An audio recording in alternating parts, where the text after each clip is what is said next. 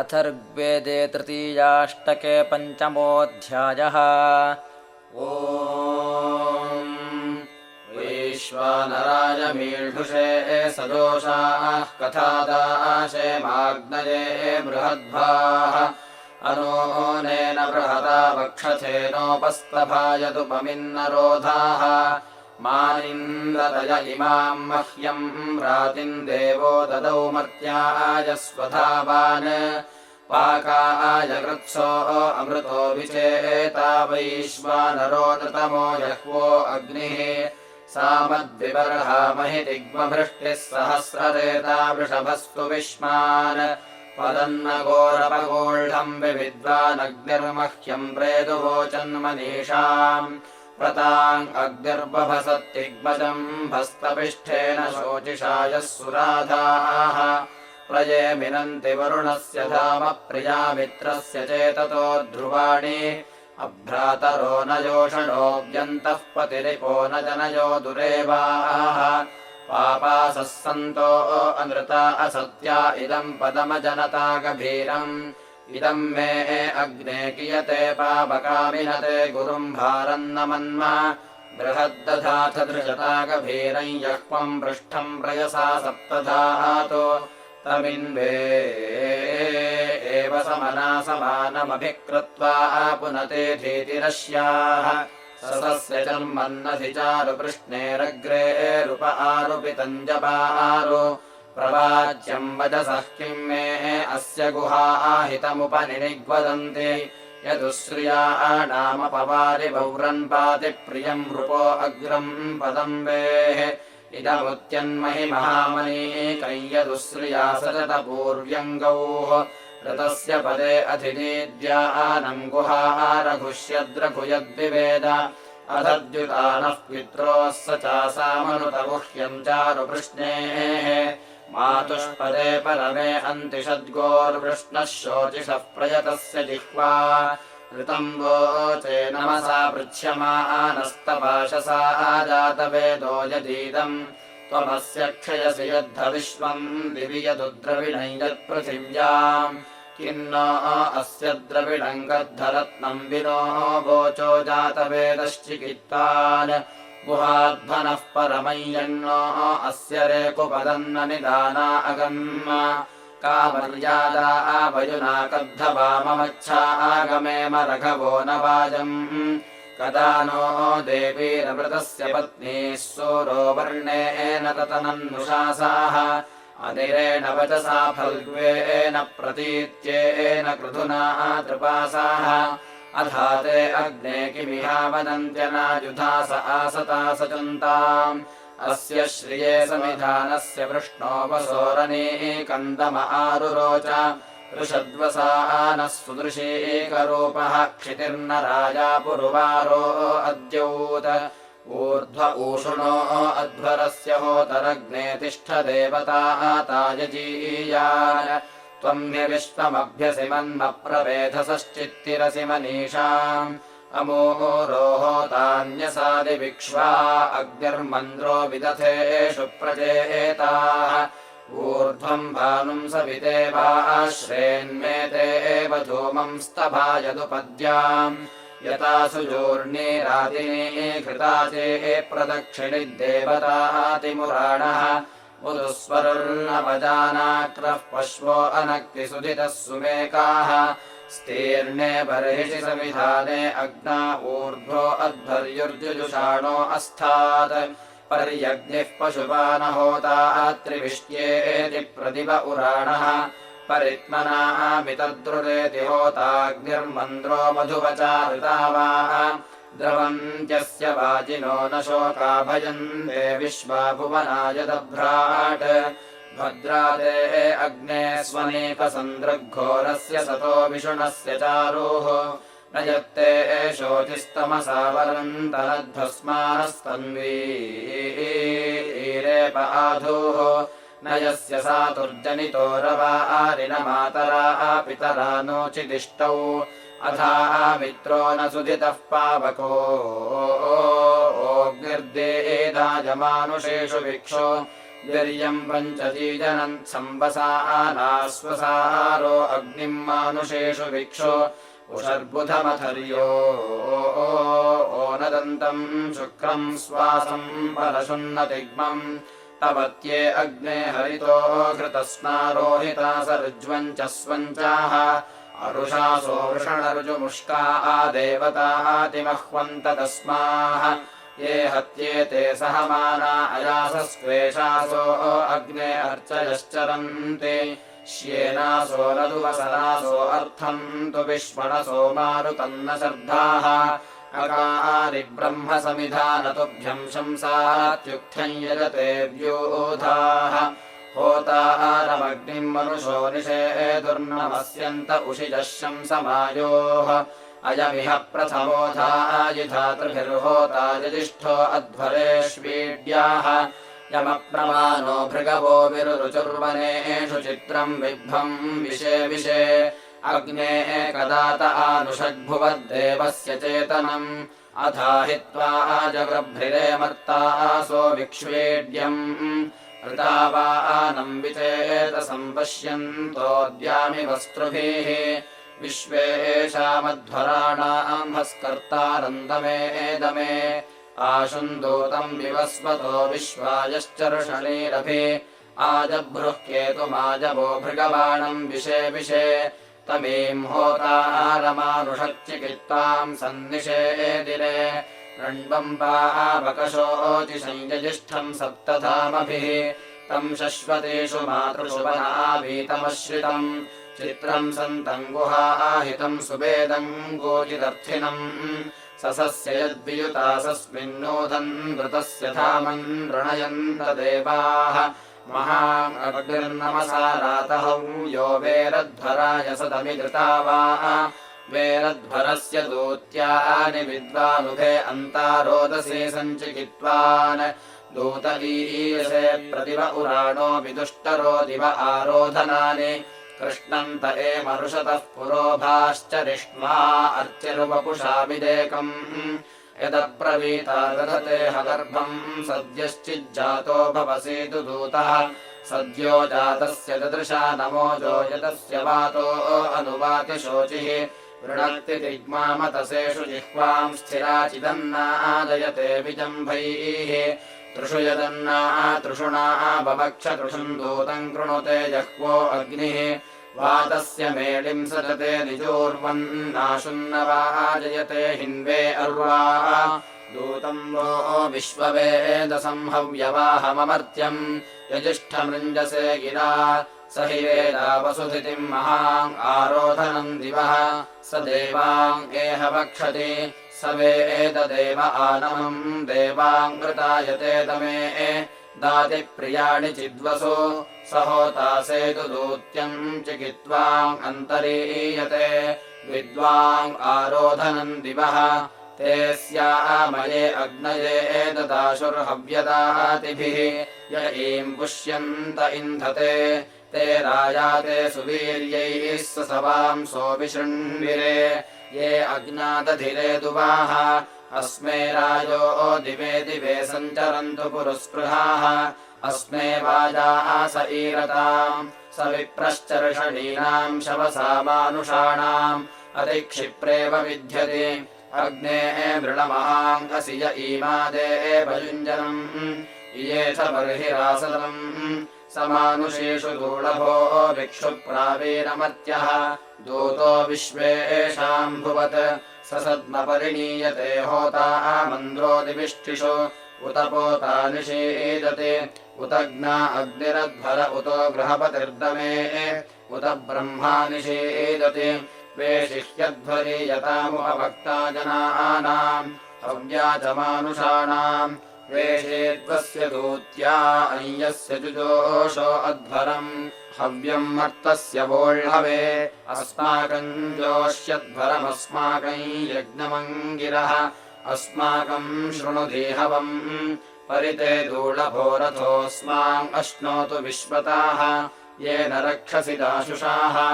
अग्नेतमद्याश्वन्नस्तोमैः क्रतुन्न भद्रम् हृदि स्पृशम् हृद्यामात ओहैः अधाह्यग्ने क्रतोर्भद्रस्य दक्षस्य साधोः रथेरथस्य बृहतो बभूथ एभिर्नो अर्कैर्भवानो अर्वाङ् स्वा अर्णज्योतिः अग्ने विश्वेभिः सुमना अनीकैः आभिष्टे अद्यगीर्भिर्गृणन्तोऽग्ने दाशेम प्रते दिवो नस्तनयन्ति शुष्माः तव स्वादिष्ठाग्ने सन्दृष्टिरिदाचिदह्न इदाचिदक्तोः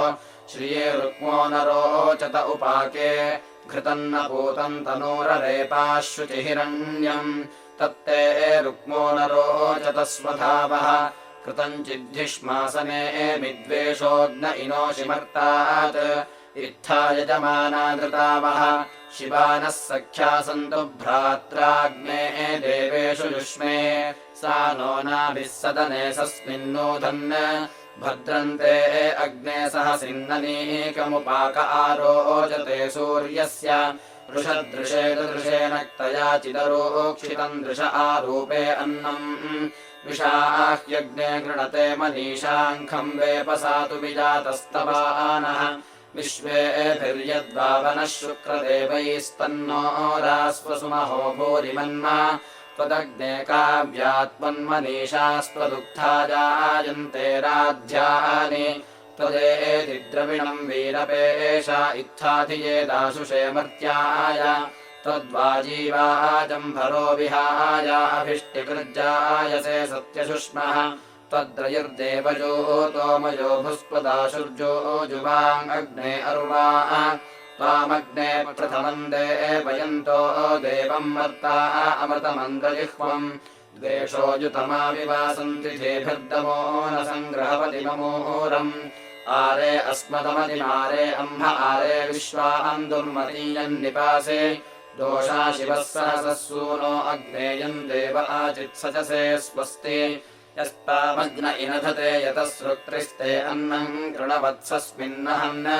ससुद्युम्नैरभ्यस्तु प्रसक्षत्तवक्रत्वा जातवेदश्चिकित्वान् इद्मय्यस्ते जभरच्छश्रवाणो महो अग्ने अनीकमासपर्यन् स इधानः प्रतिदोषामुषा सम्पुष्यन् रयिम् सजते घ्नन्नमित्रान् अग्निरेशे बृहतः क्षत्रियस्याग्निर्वाजस्य परमस्य राजः दधातिरत्नम् विदते यविष्ठो व्यानुषङ्मत्याय स्वधावान् यच्चिद्धिते पुरुषत्राय विष्ठाचित्तिभिश्च क्रमाकच्चिदागाः कृधीष्वा अस्माम् अदितेरनागाङ्गेनांसि शिश्रथो विश्वगग्ने महश्चिदग्नयेन सो अभीकपूर्वाद्देवानामुतमर्त्यानाम् माते सखायः सदमिद्विषामयच्छातोकायतनयाय संयोः यथा आहत्यद्वसवो गौर्यम् चित्परिशिताममुञ्चताय जत्राः एवोष्वा अस्मन्मुञ्चताव्यह्मः प्रतार्यग्ने प्रतरन्न आयोः प्रत्यग्निवृषसामग्रमख्यद्विभातीनाम् सुमनाः रत्नधेयम् यातमश्विना सुकृतो दुरोणमुत्सूर्यो ज्योतिषा देव एति ऊर्ध्वम् भानुम् सविता देवो अश्रेद्रप्सन्दविद्भद्गविशो न सत्ता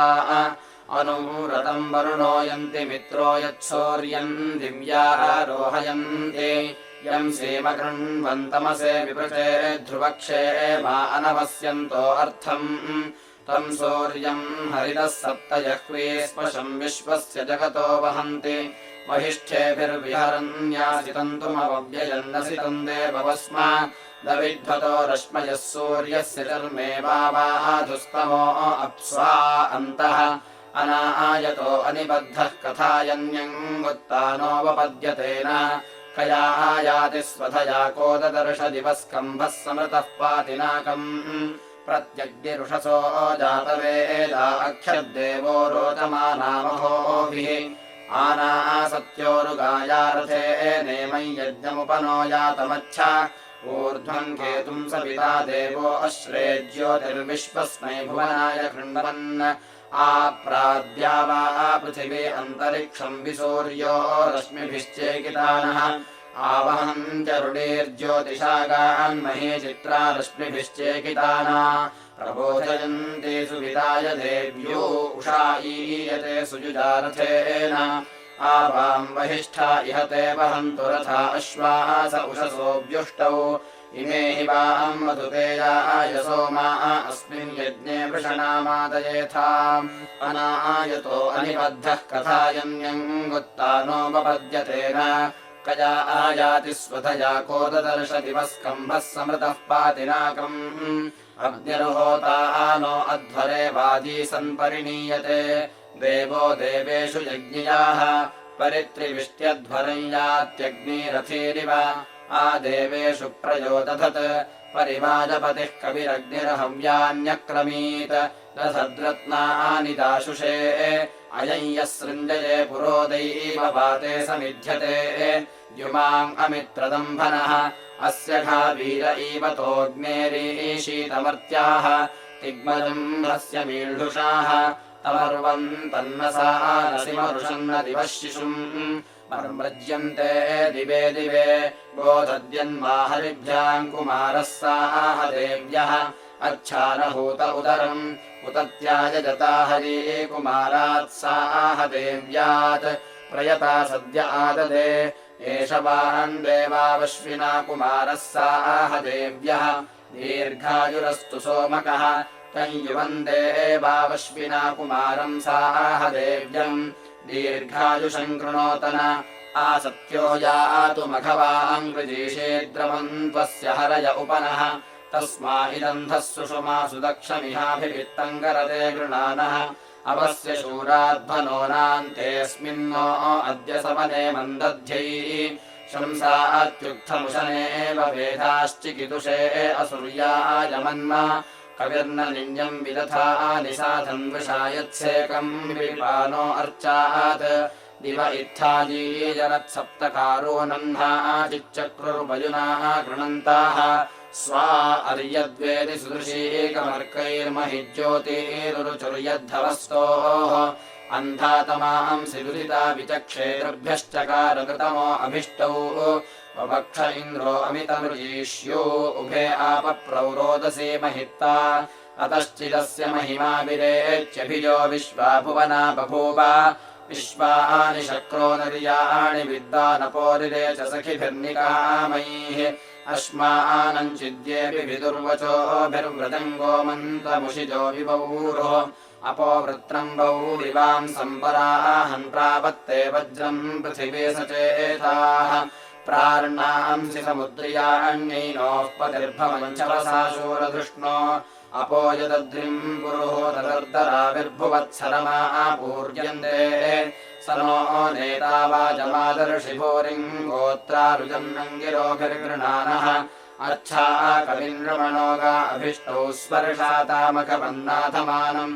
ऊतिभिस्तमिषणोद्युम्नहोतौ निमायावानब्रह्मादस्युरत्त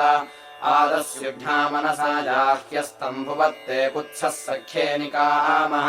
स्वेयो नौ निषदतम् सरूपाविवाञ्चिकित्सदृतचिद्धनारी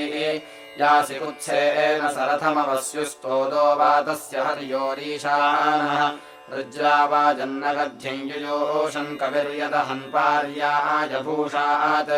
कुत्साय शुष्णमशुषन् निवर्गे प्रविद्वे अह्नः कुयवम् सहस्राः सद्योदस्योन्कुर्वणकुत्स्येन प्रसूरश्चक्रम् बृहतादभीके त्वम् विप्रुम् मृगयम् शोषुवाम् समृजश्वने वैदथिनाजरन्धेः 50 कृष्णानि वपः सहस्रात् कन्नपुरो जरिमा विदर्दः सूर उपाके तन्वा अन्धथा नोऽभियत्ते चेत्यमृतस्य वर्पाः मृगो न हस्तेतविषेमुषाणः सिंहो न भीम आयुधानि बिभ्रत् इन्द्रम् कामावसूयन्तो अग्मन् स्वर्मीळ्हेन समने चकानाः श्रवस्य वश्य समानास उक्थैरोको न रण्वा सुदृशीव पुष्टिः तमिद्व इन्द्रम् सुहवम् भुवे मयस्ता चकारदर्याः पुरोणि व्योमावते चरित्रे गध्यम् चिन्वक्षो वाजम् भरति स्पार्हराधाः तिग्मायदन्तरशनिः पताति कस्मिंश्चिच्छोरमुहुके जनानाम् घोरायदर्यसमृतिर्भवात्यधस्मानस्तन्वो बोधिगोपाः भुवो विता वामदेवस्य धीनाम् भुवः सखा वृको वाजसातौ त्वामनुप्रमतिमाजगन्मोरुशंसो चरित्रे विश्वधस्याः एभिर्नृभिरिन्द्रत्वाजुभिष्ट्वा मखवद्भिर्मखवन् विश्व आदौ व्यावो नद्युम्नैरभिसन्तो अर्यः क्षपो मदेव शरदश्च पूर्वीः एवेदिन्द्राय वृषभाय वृष्णे ब्रह्मा कर्म भृगवो नरथम् नोचिद्यथा नः सख्या वियोषदसन्न उग्रो वितातनूपाः नोष्टुत इन्द्र नो गृणान इषम् चरित्रे नद्यो ओनपीपेः अकारिते हरिवो ब्रह्मणव्यम् धिया स्यामरथ्यः सदासाः त्वम् महाङ्गिन्द्रतुभ्यम् अक्षा अनुक्षत्रम् ब्रह्मणा मन्यतद्योः त्वम् वृत्रम् शवसा जघन्वान् सृजः सिन्धूङ्ग्रहिणा जग्रसानान् तवत्पिशो जनिमन्द्रे च तद्यौरे जद्भूमिर्भियसा स्वस्य मन्योः ऋगायन्त सुध्वा पर्वता स आर्धम् धन्वानि सरयन्त आपाः भिनद्गिरिम् शवसा वज्रमिष्णन्नाविष्कृण्वानः सहसा न ओजाः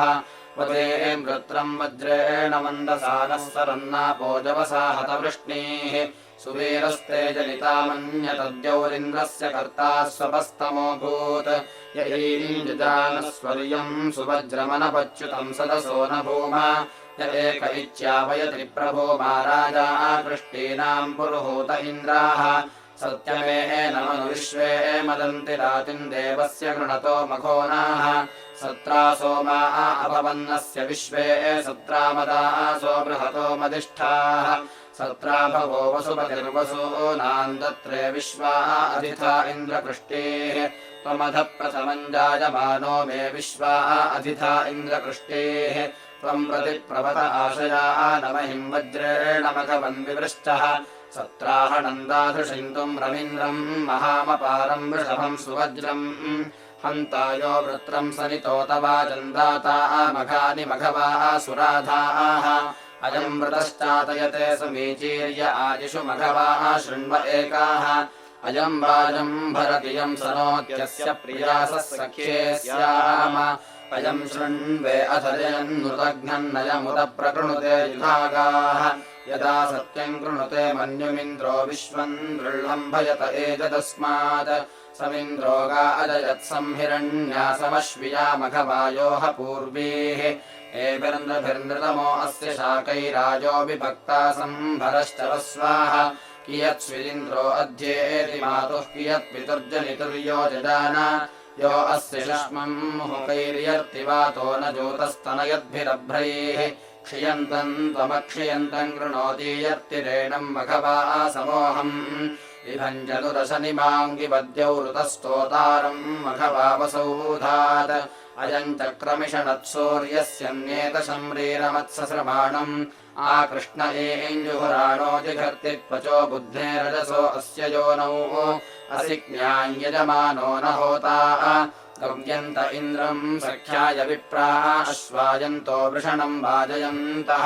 जनीयन्तो जनितामक्षितोतिमाच्यावयामो वतेन कोशम् त्रातानो बोधिदृशान आविरभिख्यातामर्दिता सोम्यानाम् सखा पिता पितृतमः पितॄणाम् कर्ते मुलोकमुशते वयोधाः सखीयतामपिता बोधिसखा गृणान इन्द्रस्तुवते वयोधाः वयम् ह्याते चकृमा सपाध आभिश्रमेभिर्महयन्त इन्द्र स्तुत इन्द्रो मघवा यद्धवृत्रा भूरेण्येको अप्रते निहन्ति अस्य प्रियोजलिता यस्य शर्मन्न किर्देवा वारयन्ते नमर्ताः एवान इन्द्रो मघवाभिरप्शीकरत्सत्याचर्षणे धृतनर्वा त्वम् राजा जनुषान्धे ह्यस्मे अधिश्रवो माहि नय्यज्जरित्रे नोष्टुत इन्द्र नो गृणान इषम् चरित्रे नद्यो ओनपीपेः अकारिते हरिवो ब्रह्मणव्यम् धिया स्यामरथ्यः सदासाः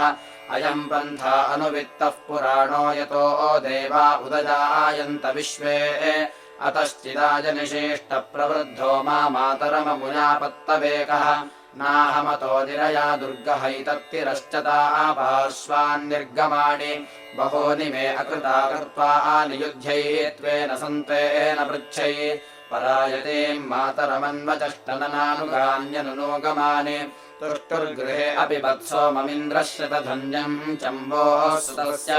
किम् सरधकृणवद्यम् सहस्रम् मासो जभारशरदश्च पूर्वीः